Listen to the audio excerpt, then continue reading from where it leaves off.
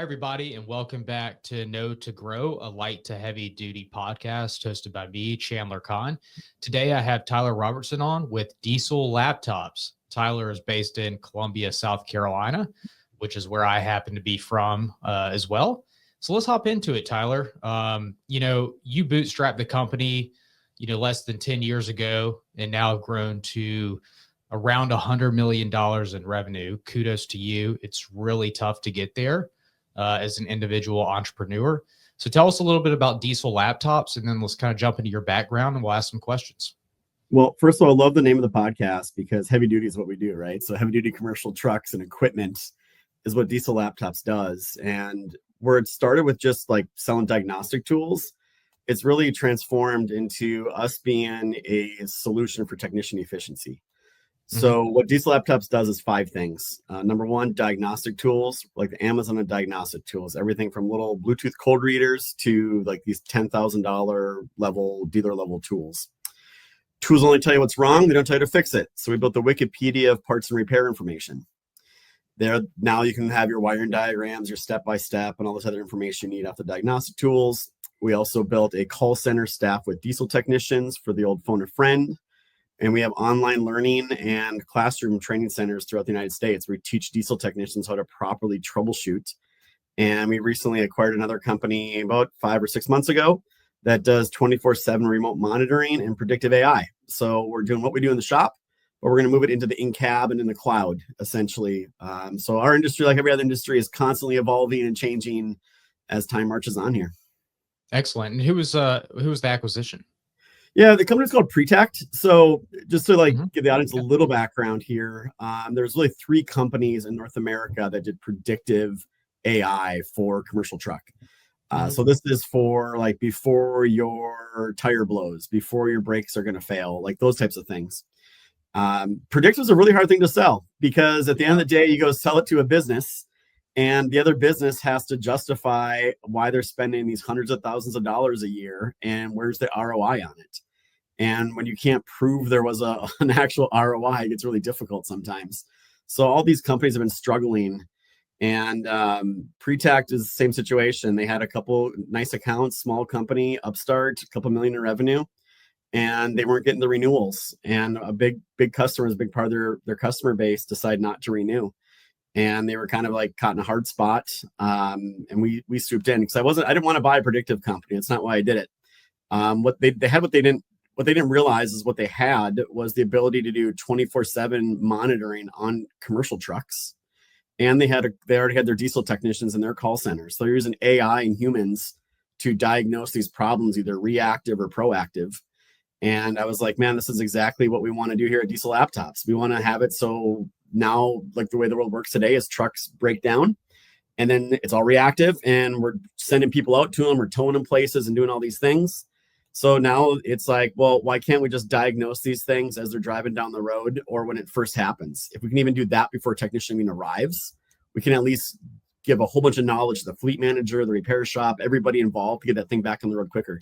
And that's where we're going. And it's been going great with them ever since. We actually just last week signed a $1 million deal with the company for monitoring. Awesome. So it's going well. Congratulations. Yeah. Well done. Yeah. I think 4 or 5 years ago, I had spoken with some of the Pretact folks, but it's been quite some time. And how many employees do you have now, including the around acquisition? 200-ish. Yeah, we hover around that 200 level. Yeah, good. Well, let's hop into it. I think there's going to be several parts to this podcast. This is about growth, Tyler, as you know, and you are a great example of, entrepreneur, your entrepreneurship. I want to really dig into this and kind of discuss how you went kind of from a hustlepreneur to a real CEO managing $100 million company with 200 employees all over. So let's talk about the kind of the spark in the early days. Obviously, you saw a gap in the market.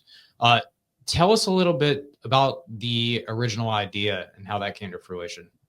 Yeah, well, the original idea was, I'm in my mid 30s. I think I'm like most people that are married in their mid 30s and you got a crushing amount of debt on you. You have house payments, card payments, student loans, just everything in your life's going on. And I was the same way. Me and my wife were, and I just wanted to get out of debt. So I started trying to find ways to make money to get out of debt. And because I worked in commercial truck dealerships and essentially my whole career, I knew there was some demand there for some things. So literally my first couple of products, I had nothing. I just found other people's products, bundled them up, put them on eBay, and sold them, and was making some good money doing it. And eventually I had to make a decision between staying with my current employer or going on to my own. And when I really looked at the risk, it made a lot more sense to just go try this thing and see what could happen. And so those early days was just me in my garage, my dining room table. And it was like, hey, let's just go put a roof over our heads and make sure there's food on the table for everyone to eat every day. And started there. Were you a bit surprised that there was a gap in the market and that there wasn't a current solution? Would you actually do this? So I knew there was demand, right? So I worked in commercial truck dealerships my whole career. I worked as a service manager, parts manager, IT, marketing, truck sales. Like I've been around commercial trucks at a dealership repair level for, over a decade. Mm-hmm. And through that time, you talk to a lot of people and you start to you understand what's happening. Like I know really well what happens when a truck breaks down, but I have no idea how freight moves from point A to B. Like that's not my world, but I understand this world. And in the commercial truck space, the big part of it is there is no right to repair. So in automotive, we can all go online. We can go buy tools from Amazon. We can do all these things. And there's right to repair, which allows us as car owners to be able to work on our own stuff or bring it wherever we want, essentially. In the commercial truck world, that's still not a thing. There is no law. There's things in legislation. They have been for years, but there is nothing there. So now you have OEMs that don't have to share information. They don't have to give training. They don't have to give you access to look up your own parts. They don't have to give you access to repair manuals. And now you have these $100,000 capital assets driving all over the country, and they're breaking down, and new technology with the emissions came online in 2004. Nobody knows how to fix them. So all of a sudden now you have a bunch of demand because people just want to fix their stuff and keep it moving. And by the way, dealers are backlogged 2 or 3 weeks or 4 weeks in service work. So now all of a sudden you're put in a really poor position when you're an owner. So demand was there. The market was just waiting for some opportunities to come along and for people to start executing on it. And then let's talk about the first kind of growth catalyst. You had an idea. There was a solution that the market needed. What was the first real growth catalyst for the business? Yeah. So the old way used to be, hey, if I have a Cummins engine, I buy Cummins software. I have a PACCAR engine, I buy PACCAR, and so on and so on and so on. And what happened is about 15 years ago, like the multi-brand tools started to appear. So that very first product that I got that I was selling on eBay, I was buying some guys all makes read everything software. I was buying a laptop from somewhere else and then buying the hardware from someone else to connect the two. And that's when we started seeing the dawn of like these aftermarket, all make, all model, multi-brand tools. And when this happened like 10 years ago, when I was doing this 10 years ago, and I told you, man, I got one tool you can hook up and read everything and do everything a dealer can do, they'd say that's impossible. That doesn't exist. And I'd be like, well, no, here it is. It does exist. And repair shops wanted them. Repair shops, they wanted to work on every make, model, take care of their customers and never say no to a customer. So our customer base, when it first started, was independent repair shops. And these guys were just begging for something, anything at all. They were using bootleg software. They were borrowing tools from dealers. They were doing whatever they could to get access to hook up to these things to figure out what's going on. And all of a sudden we came along and we're like, well, here's not just one option, but here's a couple options. Like, how much functionality do you want? And what are you willing to pay for it? And that was like the early days. It was just like, as fast as we could get the word out of there, I was selling stuff. Like it was great back in the day of how easy it was because people didn't even know such a tool existed. And all that to say, it's been going on now in another industry that's parallel. That's the off-highway diesel world. So again, in that world, the people know like John Deere and right to repair and how much John Deere doesn't want people to work on their own tractors. There's headlines all the time about it. Same thing. People don't believe there's aftermarket tools that can do what the John Deere software does, or the Caterpillar software, or the Cabelco software. But yet here we have it, and here it works. Interesting. So you were generating some revenue, but obviously there was product development needed. You had a solution that there was a gap in the market, right? But how did you think about bootstrapping and maybe taking on a little funding to really grow this thing quicker?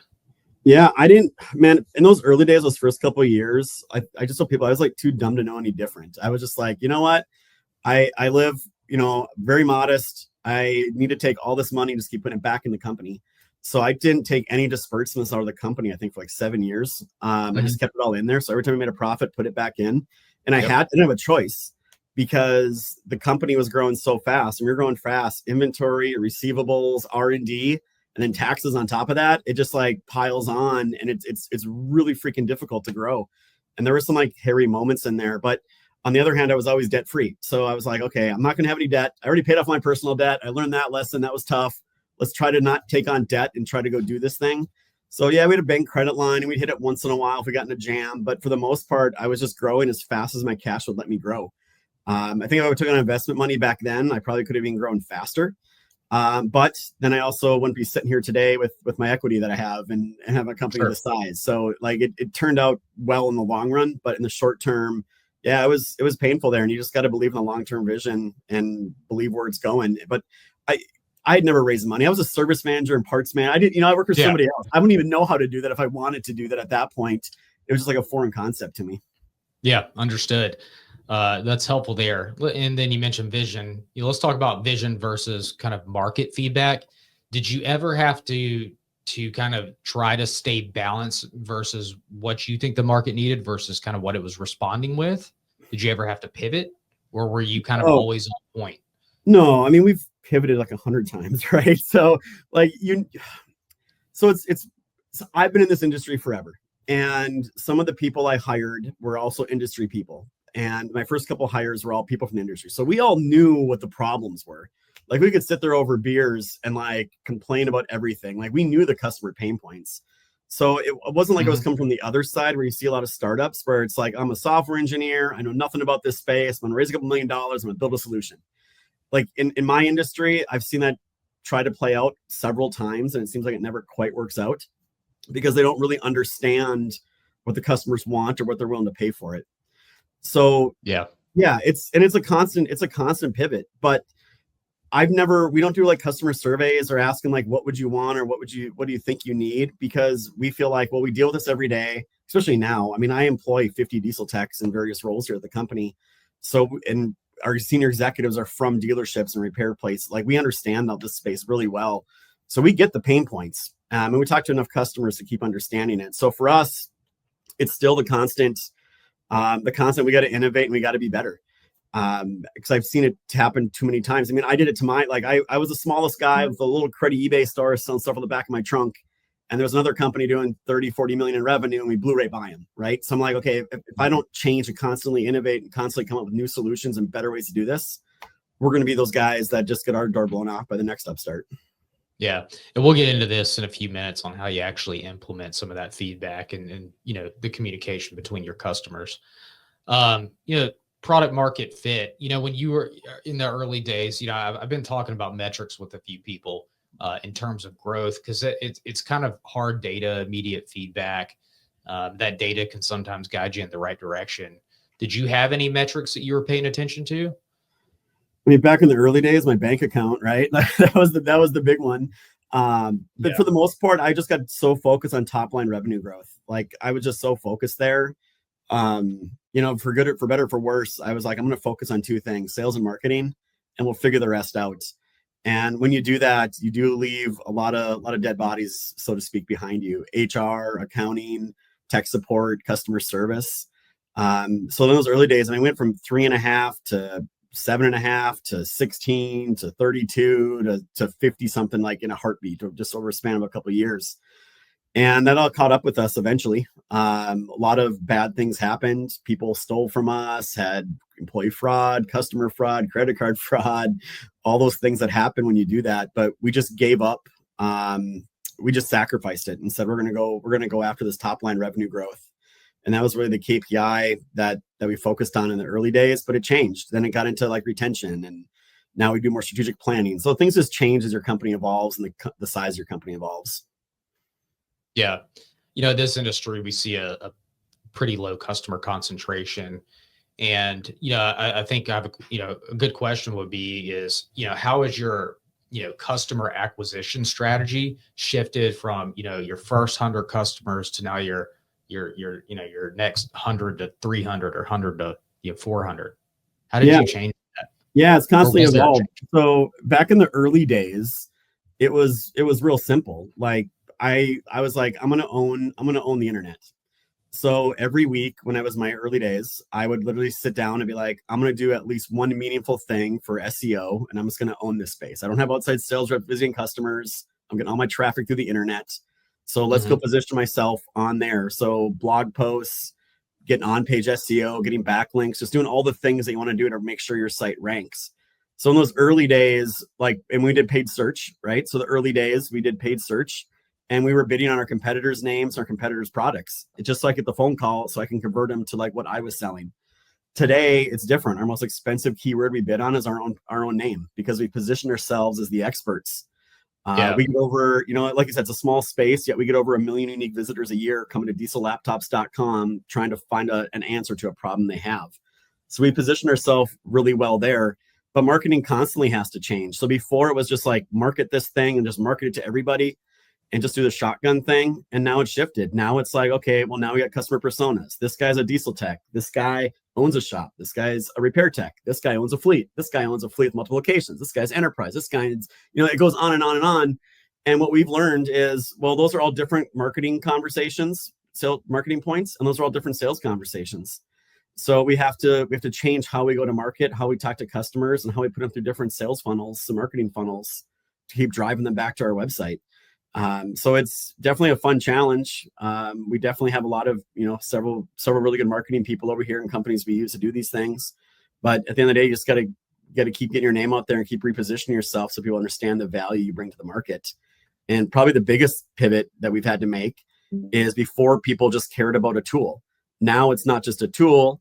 It's, well, I need the repair, I need the training, I need all these other things. How do we sell that against someone that's selling just a tool? So having products and having solutions is just different conversations, and trying to convert an entire sales force to talk about a solution instead of a product is a difficult thing at best. Yeah. And then want to talk about SEO for a second. I have a client in the space that's very niche in the heavy duty side, and they are organically ranking. They don't have an SEO consultant. And that's great. I mean, that's the ultimate goal. Your website looks pretty robust, a lot of pages, probably a lot of backlinking. Do you have keywords that are kind of organically ranking themselves now, or is it just a constant focus? Well, from day Talk one, when I whatever they decided to name the company Diesel Laptops, the only reason I did that is I did the Google keyword research and realized those are the two most common things that people are searching for my product. So I'm like, oh, Diesel Laptops it is. So I've been conscious since the very beginning, making sure everything was done properly with keywords, blogs. I mean, a lot of people think blogs are like to share information to customers. They're not. They're to like rank keywords to get traffic to your website to convert. Yeah. So, in a lot of spaces, it's not that competitive, and you can actually rank pretty fast if you just do some basic 101 things efficiently. But for the most part, yeah, organic is obviously the holy grail, right? Free traffic off the internet. But even now that's changing with generative AI. So a lot of companies are already seeing their organic drop because generative AIs aren't referring them. So there's a whole nother industry cropping up there. And GEO, there's a couple names they call it now, but it's the next frontier. Early in the days, what were your key strengths and what were your weaknesses? And were you aware of those? Yeah, in the strengths, it was just, look, I'm an entrepreneur. I'm a go fast guy, and I'm one of those guys that's like never happy with what we did yesterday. Like, we can always do better. It doesn't matter what it was, right? So when you do that, that's obviously a strength and a weakness because it focuses me on sales and marketing. But like I said, we had all kinds of not good things happen on the back end. I know customer satisfaction fell. I know tech support fell. Because we were taking our customers. We were just growing way too fast on the top and not fast enough in the middle there. And we stumbled on ourselves quite a bit through that entire process. And even looking at it today, we definitely still have our challenges when it comes to growth and comes to taking care of customers and doing some of these things. It's one of those things you just constantly have to be looking at, paying attention to, and making sure you're doing the right things to keep growing the company and moving it forward. Yeah. In terms of your product roadmap, how did you think about development? I know yours is more of a product, not kind of so much a service, if you will. You're not necessarily fixing the trucks, you're more focused on the product. How did you think about, that roadmap and, kind of inputting customer needs back into that roadmap? I'm sure early on, maybe it wasn't as formalized as it has been. Yep. So yeah, you're right. So here's what happened. Like we grew really fast. We hit a number, and all of a sudden, like things plateaued. And when it comes to building like product roadmaps, it was really the same thing. We were just doing so many things all at once because I had so many ideas in my head. And all of a sudden you have 50 parallel streams going along and nothing's coming across the finish line. And back then my early suggestions were like, we'll just hire more people. So I think at one time we had 40 or 50 people working in software dev. Still nothing's coming across the finish line. Then you start looking at your financials, like, why are we making any money? Like, oh, that's because we just are overspending over here. And I tried hiring a couple different managers and none of that worked out. And we ended up doing two things. One, we said, okay, we're just going to cut this down to about 8 people and we're going to rebuild our complete software division over here. And then two, we need to get really better at strategic planning and getting better at what we do over there. And our strategic plans in the past have been pretty wide. A lot of different strategic plans inside the company. Now they're much more narrow. And we've just said, okay, there's only a couple things we need to focus on. We can't have this many plans with this many things. We're just not focusing on an alignment. So sometimes you got to take a step back and really focus on the future. You got to really sit there and spend time on where your business is going and planning, not actually working in your business. And, there's obviously stories about that whole situation. Were your developers onshore or offshore? Both. They were both. Yep. And we had outside companies that were both as well working with us. Yeah. When I first started, I would just need something done and I would just go kind of scope it out, go on Upworks or one of these coding sites, hire somebody and be like, build it. And I did that again and again and again. And well, you do that a bunch of times. All of a sudden now you got 10 different platforms and 10 different code bases with all these, like nothing's talking to each other. And it did create a mess. But again, that was kind of like A, we did go really fast and put some good products out there. But B, on the back end, really take a step back there for a while and kind of re-architect and reorganize everything and say, okay, how should these work together? So there's always a good and bad with the decision you make. And that's one of them. Yep. Did you ever, let's kind of move into surviving and scaling here. In terms of, a near death moment, some businesses have them. Like the Great Recession, right? But was there ever anything for you where you were just cash flow negative and maybe revenue dipped a little bit and you were kind of nervous? Yeah. I mean, 4 years ago, get my financials. I think things are fine. We're actually starting a capital raise process. We're projecting we're going to go make like 4 million EBITDA that year. And we're like, okay, cool. And then we start kind of going through the process. And like things aren't lining up right. Like the numbers aren't making sense. Like why is this so weird? What's going on? And then I got a call from one of my vendors and he's like, hey, you guys know you owe us like $2 million. I'm like, wait, what? We've been sending you money. Like at first I'm like, did we get hacked? Did we send money to the wrong account? Like what happened? Because I go talk to accounts payable. Like, well, we only have like 500 grand in bills that we owe them, not 2 million. I'm like, okay, there's a disconnect. Like what's going on? Sure. Well, what happened was we had transitioned off of QuickBooks /Locate into NetSuite. And we did that transition very, very poorly. And come to find out that there's a lot of issues. One of them being all of our vendors weren't actually getting entered into the system. There was some scripts and some automation that we had built before that was only partially working, and no one had caught that. And then we had deferred revenue, and we had a bunch of other things that happened kind of all at once. So, we went from think we're making $4 million. I have a couple $1 million in like basically a money market account for the rainy day fund. And all of a sudden we're like down to like that whole money market's gone after about 6 weeks. By the way, receivables went to hell as well because our system wasn't actually sending invoices or statements to customers. So we weren't getting paid either.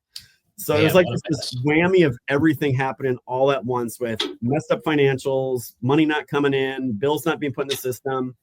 And when that year all got settled years later, and we went back and refigured out everything, we actually lost $6 million that year.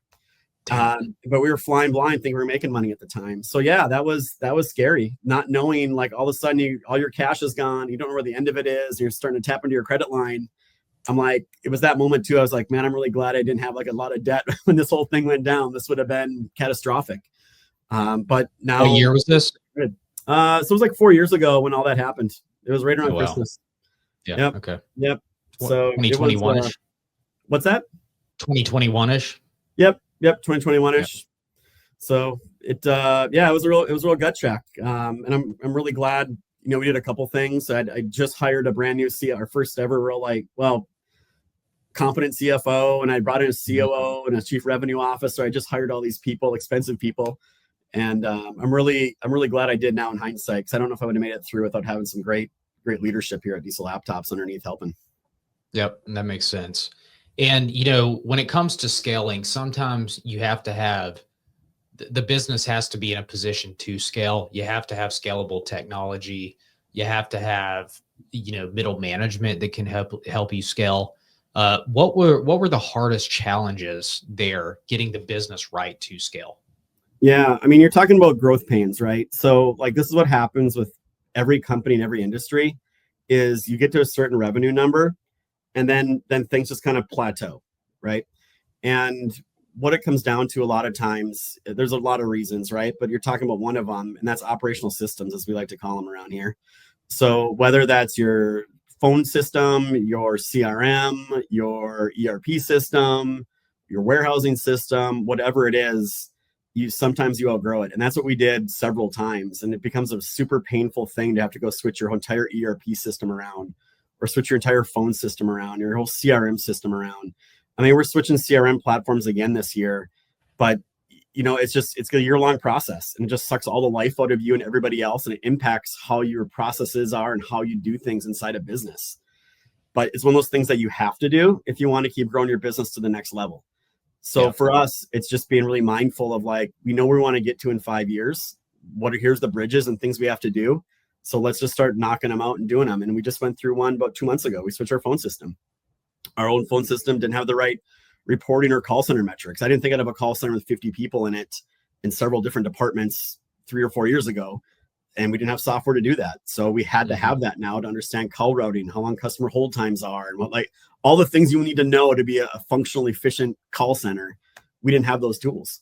So you have to swap it out and go to the next thing. But yeah, it's definitely having the right people, having the right foresight, and having the right vision of where you want to get to. If you don't know where you want to get to, you can't build a roadmap, whether it's people, operational systems, lining up resources, hiring the right people. You can't do it unless you know where you want to get to. Yeah. Now it sounds like you have grown pretty aggressively, obviously, if you look at your combined annual growth rate, but you've also scaled seemingly cautiously. Sometimes those two don't go together, or they're not successful. Tell the audience how you have grown aggressively, but done it kind of scale cautiously. I'm interested to understand that. Yeah, I mean, I think if we would have went out and raised a bunch of money, we could have really thrown a lot of gasoline on the fire here and gone even faster. Mm-hmm. However, our industry is really, let's just say really specific. It's really niche, right? We're doing truck repair and equipment repair stuff. And the problem we ran into before, especially with engineering, software engineering, is we hired a bunch of people that were great software engineers, great software managers, but they didn't know anything about our industry. So all of a sudden they're building things and trying to do things that don't really help anyone in our space. They look good on paper, but they don't actually help. So I've learned hey, we really got to think through these things a lot more and not just go Wild West. I had that, like I said earlier, I had that problem of doing so many things all at once and nothing was getting done. And I think if I just had an unlimited checkbook there and was just throwing money at things, I'd probably still be doing that and thinking I'm accomplishing a lot, but I'm not really doing that. And strategic planning is a big thing the company started doing 5 or 6 years ago, is saying, okay, where are we at now? Where do you want to be in 3 years and 5 years? What's this year's goals? Where are we going to get to? What are the SMART goals? Who's responsible? What are we doing? And by doing that, it really got us focused on what are really the top 3 or 4 things every year that we can go focus on to go grow the company in the right direction, and not have everyone not get distracted by shiny objects all year long, and not have all these other distractions coming in. We can easily say this is what we're doing. This is the path. We all agreed to it. This is what we're doing. Unless something dramatically changes, let's not deviate. And that was definitely missing in those early and mid years of us doing that. So what I've learned is it's not a race. There's no first place here at all, right? This is about building something sustainable that's going to be around for a long time. I'm not just trying to be a flash in the pan, grow a company, cash out and be gone. I've been doing this for 10 years. We're probably going to raise some money here and do some other things so we can go a little bit faster now that I think we do have a good foundation. But until I felt comfortable with that, it wasn't even an option that I really needed to explore, because I didn't need to. mentors, coaches, and advisors. You probably didn't have many, if any, in the early days when you were working out of your home. Maybe you have some now. Yeah. So Talk about back in the early days, I mean, I'm a family of business owners. So when I yeah. grew up, my father owned a business with his brothers. My great grandfather had started it. When I grew up, we didn't sit around the table talking about the weather and sports and whatever. My dad would literally sit there and talk about business. Like that was our family gatherings. We're talking about business. I was involved in the family business from the beginning. Yep. So even before for Diesel and after college, I went to work for my family. So I've been around business. I've been around business forever. Like I've loved business, and plus I had the advantage of working for somebody else for 10 years. So I got to see how other people did this thing with truck repair. So for me, a lot of it was like, okay, I know what to do. I know how to do these things. I know how to do accounting. Like I can handle the basics here. But in terms of mentorship, there really hasn't been like anybody out there. I am a member of a Vistage group. We do meet once a month, CEOs, read a ton of books, listen to a ton of podcasts. And of course, like as you become a CEO or senior executive, you start to make friends with other CEOs and other executives. So I have friends that are running other companies, and we go vacation together and do all those things as well. We hit each other up on text or email if we have questions. So there are people around me that I'm able to bounce questions off of. But the biggest one is really my C-suite, my CRO, CFO, and COO. Those are the guys, the four of us. We talk constantly. We have a group chat going, and we meet for cigars and whiskey at least once a week, and probably have dinner at least once a week as well. So we're really in tune with what we're trying to accomplish. That's excellent. Appreciate that. Now, I think maybe the last section here is kind of your leadership evolution. How have you gone from that hustlepreneur, right? I like that word. I heard it somewhere else, but how have you gone from that to be basically delegating and strategically managing the company at a high level? Sometimes that's hard to do. It's really hard to do. And it was a lesson I learned, right? So I remember, this got to be like 5 or 6 years ago now, but I remember sitting in my office one day, and it was like the nonstop revolving door, people coming in asking questions, right? And I'm trying to do something, and it's just like one after another, one after another, one after another. And I got thinking about it. I'm like, why is everybody coming to me? Like, and I started to realize, I started talking to a friend about it. And he's like, Tyler, you realize like you're probably the biggest roadblock to your company's growth at this point is you, because everyone's coming to you for everything. Like your job should be to not do or not to deal with any of those things and get them empowered to do those things. And he was absolutely right. So from that moment on, I was like, you know what? I have to go hire people, and I have to not do this day-to-day stuff. I have to get out of the day-to-day so I can focus on the future. Like I need to get to the point where I'm not even needed around here, and this thing can keep running the way it is. I'm just needed here to keep the vision going forward, and for the company to keep making the big pivots and the big changes to go in the right direction to what the ultimate goals are here at Diesel Laptops. So for me, that was a big one, just getting out of the way. And we went down an entire path with leadership training. Some people that were leaders didn't want to be leaders after that. Some people that we didn't think could be leaders wanted to be leader. Like it was a really interesting experience and interesting time, but it led us down the right path of me just getting out of the way. I had to learn to trust people. I had to learn that just because they do it their way doesn't make it better or worse than mine. And I come to find out a lot of times their way is better than mine. So it's been nice to like relinquish that control, but it took a long time to get there. But that's exactly why a lot of companies get stuck at certain revenue thresholds. They're trying to do it all, and they're just not spending that time working on the business. They're just working in the business. Is there anything else that you kind of had to quote unlearn?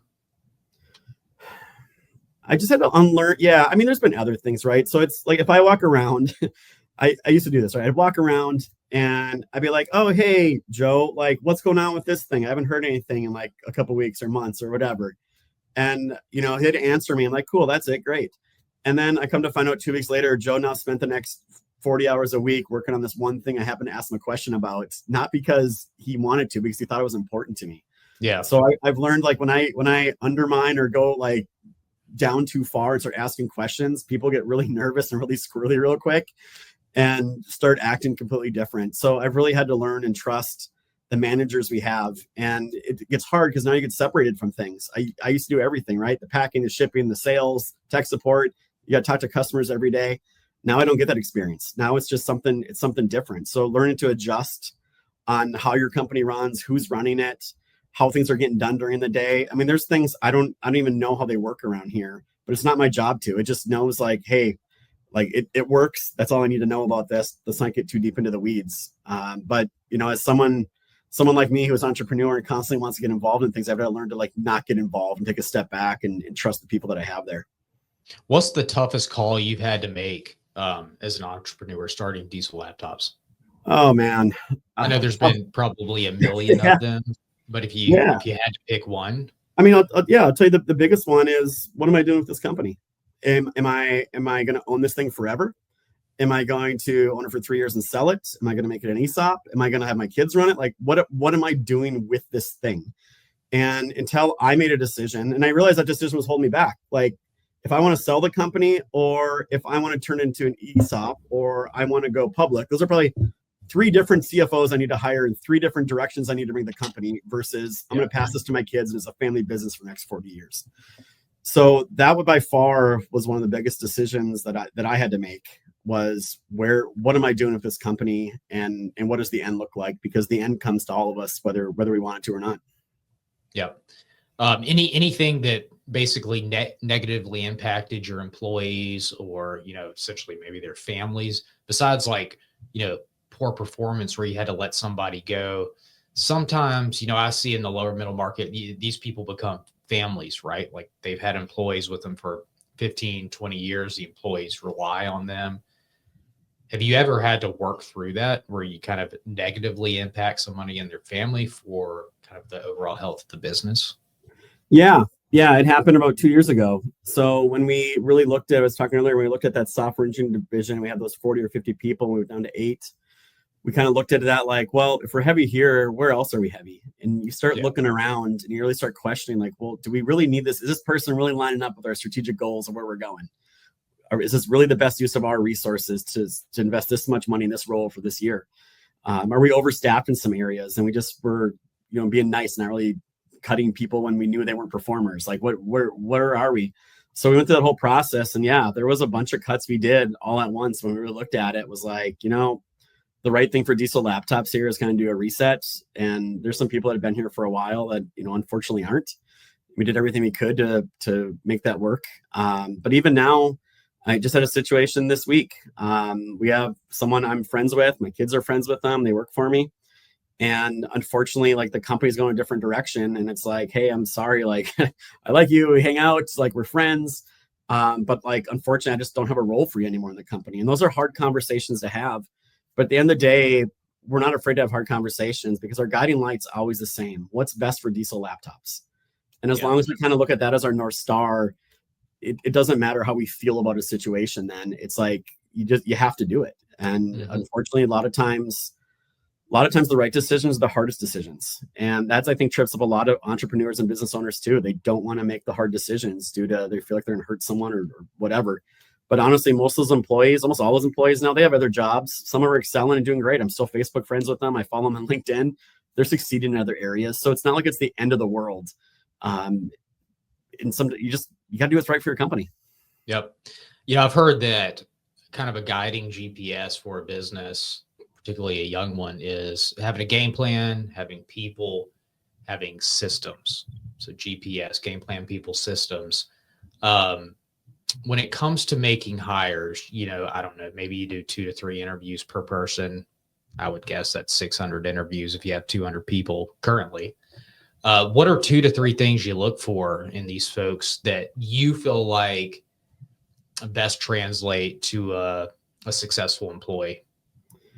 Yeah. So, I don't do a lot of the hiring, but what I do is a lot of the employees that we hire come sit with me for 20, 30 minutes, because I want to know who they are, right? That goes back to the early days when I hired them, brought them to lunch, got them their families, the whole thing. But now it got weird for me at one point, walking around not knowing, is that an employee spouse, like who is this person? What do they do here? So they all come sit with me. And I would say, I usually ask them, I ask them a bunch of questions. And one of the ones I always ask is like, where do you see yourself in a couple of years? And most of the time you get the same generic, like, oh, I see myself at Diesel Laptops doing blah, blah, blah, blah, blah. And every once in a while, you get these other employees that walk in and they have a different answer. Their answer is, you know what, here's what I'm going to do. And they have like a 5 or 10 year blueprint of their life laid out on what they're going to do. Those are the employees I want to hire, because they know where they're going. They have a plan where they're going. And I know if they have a plan there, they're going to have a plan with me. Yep. Excellent. That's helpful. That makes sense. So let's focus on, we're about 40 minutes in. Let's focus on closing advice. This is basically an owner to owner podcast. It's built to support small business owners. That's kind of the reason why I started this. If you could give other owners, one piece of growth advice that's not obvious, what would that be? Look, don't take risks you can't afford, right? So like take a risk, but don't do one that's going to bet the entire farm on your business. The other one I say is just think differently. There are so many different ways to go grow a business and attract new customers. You just got to go where your customers are. You don't need billboards, all these fancy marketing things. I grew mine by myself with nothing essentially, right? There's plenty of resources that are out there. And 3, it's not a race. Just take your time, make the right decisions, make sure you spend time every single day of the week, just thinking of ways to improve your business, not just getting whatever needs to be done that day. Would be the 3 pieces I would give. And then for owners that aren't content, they're trying to grow their business, but are stalling outside of market drivers like tariffs, right? What do you see? What mistakes do you see some owners making that other owners should be aware of to prevent that? Look, if you want to grow your business, it's real simple. You just start spending some time, putting some strategy together, get the whiteboard out or get with your coworkers or whatever it is, figure out what part of the market you want to go after and put a strategy in place. And it's probably not going to work. And then you're going to go do another strategy and another strategy, another strategy. There's 1,000 ways to go grow any business. It doesn't matter what it is, but you got to put that time and energy into it. So if you think writing a check to a marketing company or to somebody is going to just magically grow your business overnight, it's not. No one knows your business as well as you do. I have yet to meet someone that's got this genius idea and you can promise me the world and actually go execute and go grow my revenue 3x. Like it's not a thing. It just takes consistent daily effort, trial and error, and finding out what sticks. There's obviously best practices, best strategies out there. Donald Miller's Story Brand obviously is a big one that we follow with our marketing side of it. Duct tape marketing. I mean, there's all kinds of books and tools out there and things to do, but you just got to go try them and experiment with them and find out what works best for you, your company and your industry and your customers. So now you're sitting here. This is the last question, maybe around $100 million in revenue. It sounds like. What would you go and do differently if you restarted it today? I know that's a loaded question. Yeah, I mean, but if there's anything high level, in hindsight, nothing, right? Like we got to a great place in 10 years and great revenue and we're profitable and all those things. But I will say I'm taking that exact advice. So for me, it's like lessons learned. So I started a new company 18 months ago and it's doing what diesel does, but for the marine world. And it's just going much faster and much bigger there. It's not going to be as big of a company just because of what the way that market is. Mm-hmm. But once you have some knowledge, you know how to do things can go so much faster the second time around. So for example, I don't have to figure out how to use QuickBooks Online. I already did it once. Yeah. I don't have to figure out how to build a website or who I can go to get paid search going or how to get our phone system set up or how to get email marketing campaigns going or what skill sets I need to hire for. We already know how to do all those things because you've been there and done it. So I get now, going through this, why people that launch one business tend to launch another one and another one and another one and be successful at all of them. It's because they know what they're doing. And there's no real magic sauce to any of it, but it's just experience that you have doing those things. So for me, I wouldn't say I'd say I do things earlier. So at Marine, I definitely hired a bookkeeper earlier than I did at Diesel. I'm definitely more concerned about IT security. We had a hacker at Diesel get into one of our accounts and steal $44,000 in the early days. Okay, now we're going to be a little more serious about security. But I'm able to lean on Diesel's teams and Diesel's resources to do those things over at Marine. So it's just so much easier and smoother the second time around. You're not having to figure out a lot of just the operational systems and the pieces of the puzzle that you need. You know what they are. You just got to go implement them, and you can go so much faster when you do it over and over again. Well, congratulations on getting Diesel laptops to where it is, and best of luck to the Marine side. It's been a pleasure having you on. Well, thank you very much. Appreciate it. I always love talking about entrepreneurship and business.